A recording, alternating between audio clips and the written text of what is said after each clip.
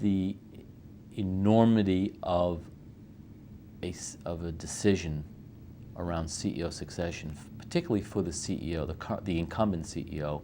There's a lot at stake. It's protecting their legacy. It's about making a decision that's right for the good of the organization. It's about not wanting to have a failure. It's about wanting to do it right in a way that looks good for the organization, for the board, within their professional community. So when I go into a office of a CEO dealing with something like this, I'm very aware that they are quickly trying to size up how experienced am I or the others from RHR that I'm with. They're not necessarily looking for all the right answers, but they're trying to answer for themselves the question, can I trust this individual? Do they know their way around the block?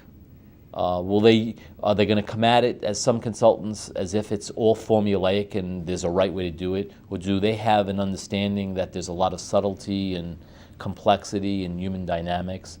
And what about my own personal vulnerability? Am I going to be able to allow myself to be vulnerable in a way that I think these people will help me, not expose me, not make me look bad? So I think the kinds of questions the consultant asks, the sensitivity with which they ask them, the recognizing that there are no formulaic or pat answers, I think is important in a sales call. There are certain building blocks, and I will say, and there's no magic here. There's nothing about the process that's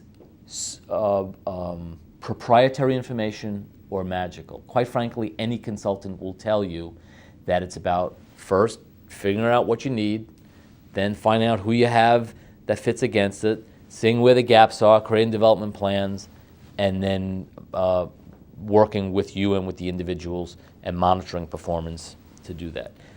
That's the basic framework. So how do we do that? By laying out a process that reflects that.